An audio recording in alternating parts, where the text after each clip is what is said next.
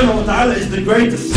He does not need your ibadah, does not need your concentration. Allah is not waiting for your charity.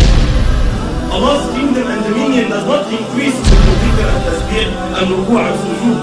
We need Allah. We need Allah. We need Allah.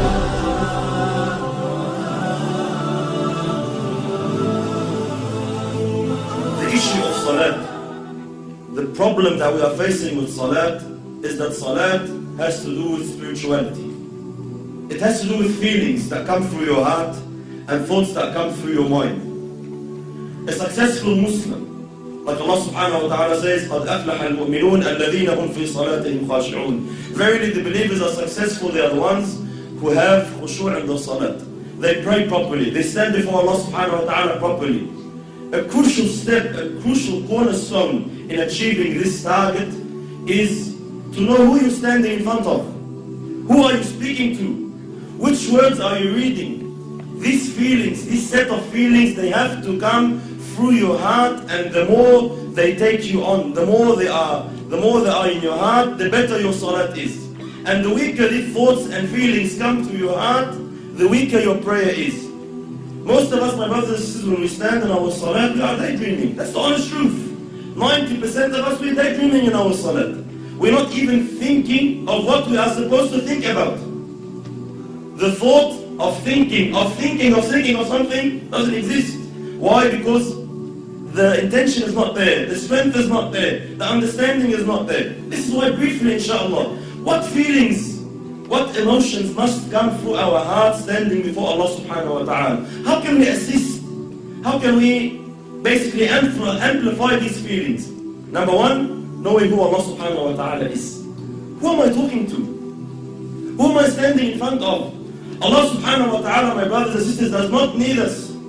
Allah subhanahu wa ta'ala is the greatest. He does not need your ibadah, does not need your concentration. Allah is not waiting for your charity. Allah's kingdom and dominion does not increase with your dhikr and tasbih and ruku' and sujood. We need Allah. We should be honored. Every single one of us, the second you make takbir, the second you say Allahu Akbar, should be honored. That Allah subhanahu wa ta'ala has allowed you a window of opportunity to speak to Him, to stand before Him. This is why the ulama say, whoever wants to talk to Allah, he should pray.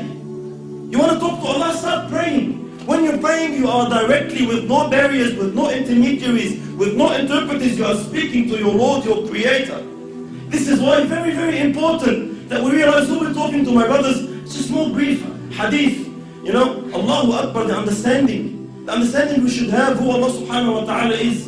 Muhammad sallallahu alayhi wa sallam says in the authentic hadith, أَطَّتِ السَّمَاء وَحُقَّ لَهَا أَنْ طَئِتْ. The heavens have squeaked. You know, when you jump on a horse or a camel, the saddle makes a squeaky noise from the weight. أَطَّتِ السَّمَاء وَحُقَّ لَهَا أَنْ طَئِتْ. The heavens have squeaked, and they have a right to squeak. مَا فِيهَا مَوْضَعَ أَرْبَعَ أَصَابِعَ. Our Prophet is saying, our teacher is saying, sallallahu alayhi wa sallam, there's no space of 4 fingers in all this universe, إِلَّا وَمَلَكٌ سَاجِدٌ لِلَّهِ تَعَالَى, except that there is an angel who has prostrated his head before Allah subhanahu wa ta'ala. Every 4 fingers, billions and billions of angels, billions and billions of creations of Allah are continuously praising Allah subhanahu wa ta'ala. Allah subhanahu wa ta'ala says, تُسَبِّحُ لَهُ السَّمَوَاتُ السَّبْعُ. The 7 heavens and what it contains and what is in there. تُسَبِّحُ لَهُ السَّمَوَاتُ السَّبْعُ وَالْأَرْضُ, and the land, وَمَنْ فِيهِنْ, and everyone inside it, and everyone within the boundaries. تُسَبِّحُ لَهُ السَّمَوَاتُ السَّبْعُ وَالْأَرْضُ وَمَنْ فِيهِنْ وَإِن مِّن شَيْءٍ إِلَّا يُسَبِّحُ بِحَمْدِهِ وَلَكِنْ لَا تَفْقَهُونَ تَسْبِيحَهُ. Everything is praising Allah. Rock, land, tree, whatever it is praising Allah, glorifying Allah. وَلَكِنْ لَا تَفْقَهُونَ تَسْبِيحَهُ إِنَّهُ كَانَ حَلِيمًا غَفُورًا. But you don't understand, you don't comprehend the praise, you can't hear the praise. But everything is praising Allah. Allah is not in need of you. Allah is not in need of you standing, feeling obliged like most of us. Why do we pray? Majority of us, my brothers, we pray to offload the obligation. Alhamdulillah, I finished my salat. If you come and stand before Allah with this intention, are you unaware that Allah subhanahu wa ta'ala knows exactly what is going through your heart at that stage? When you come and say, I just want to get dhuhr over and done with. These feelings that come to us, we don't say them in public. No one can say, Allah, خلصنا بقى, let's pray. No one says that. No one says to his man, Allah, get over and done with, خلص الدنيا. We say, let's go pray over in my heart. Allah, please, let's go over and done with. This feeling that I'm praying just to offload the burden of salat is not the right feeling you should have.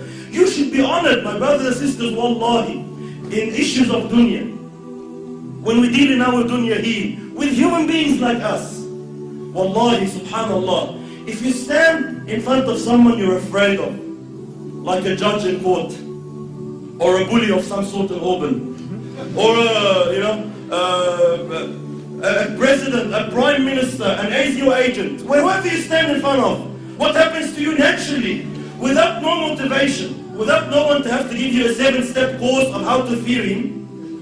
Naturally speaking, subhanallah, your heart starts pounding. You feel something. When you stand in front of the judge and he's about to announce the decision whether you'll got 15 years in jail or not, your heart starts pounding naturally. No one needs to give you a course. Why? Because we are aware who this person is. I know who he is. I know what authority he has. I know what he can do. I know what he can decide now. He can wreck my life. And because I know this, naturally the feeling, the emotion comes naturally. The problem is when we deal with Allah, these feelings do not exist. You stand before Allah and you're daydreaming. We all know Allah knows what's in your heart. يَعْلَمُ السِّرَّ وَأَخْفَى. But it does not move anything in you. Every blue moon, every now and then, maybe in Ramadan when you're feeling down, something's up. There's, you're going through trouble with your family, you want to get married, you get some emotion. Other than that, our salat is just far off where it should be. Why? We are unaware who you are standing in front of. The understanding that Allah now subhanahu wa ta'ala has allowed you to speak to Him. Wallahi, my brothers and sisters, wallahi, we see Muslims in this dunya, they get to meet a sinner.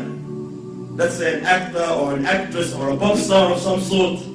And they are so overwhelmed by the fact that they had an opportunity to get his signature or her signature. They're just so overwhelmed. They would say, they'll be speechless. I'm actually standing in front of you, I can't believe it. And they'll be so, they'll be so touched that, he's allowed on 5 minutes of his time. We have these feelings with mashayikh even. Sometimes the super shaykh comes from overseas and we find all the boys and Allah Akbar, I'm giving him salam, I can't believe it. Subhanallah, every time I see such a situation, it always reminds me of Allah. Subhanallah, who is this person? Regardless, all ranks preserved. Who is this person? The Shaykh once said, imagine if you were to meet Muhammad sallallahu alayhi wa sallam, what would you feel? Imagine if Rasulullah said, I'll give you 5 minutes of my time, come meet me. What would you think? Would you daydream? Would you be sitting with Rasulullah thinking of your wife? Would you be sitting in front of Muhammad sallallahu alayhi wa sallam thinking about work? No way on earth. Why? Prophet of Allah is here. You'll be taken. You'll be absorbed in the discussion. But subhanallah, we stand before Allah every day 5 times daydreaming. Why? We are unaware who Allah subhanahu wa ta'ala is. And how patient is Allah? How merciful is Allah subhanahu wa ta'ala, my brothers? Imagine Allah subhanahu wa ta'ala knowing, seeing what's in your heart. He gave you everything. He gave you the wife you're busy with. He gave you the husband you're busy with. He gave you the job you're thinking of. He gave you everything you're thinking about that's distracting you from Him. And He knows that, and He is patient with you. He is Halim subhanahu wa ta'ala. He still accepts you. He still allows you. Subhanallah, imagine a prime minister allows a peasant to come and meet him for 5 minutes. Says, all right, you have problems, come. I'll allow you to meet the prime minister. But the peasant comes, he enters the office, and he starts playing with things around in the office, forgets about the prime minister. What will happen to this guy? He'll be banned. You will never ever have a chance to meet the Prime Minister again. Why? You're an idiot.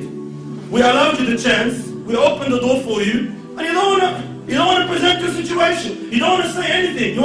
You get busy with something else. Why did you come? Likewise, imagine Allah subhanahu wa ta'ala, the King of Kings, 5 times a day allows you an opportunity to speak to Him, to complain to Him, to beg of Him, to ask of Him, and you are daydreaming. And Allah subhanahu wa ta'ala still allows you. Allah doesn't ban you. Allah doesn't say, this guy is disrespectful. No, Allah is patient. Allah waits subhanahu wa ta'ala. You will understand. You will come back. So very, very important. Step 1, who Allah subhanahu wa ta'ala is.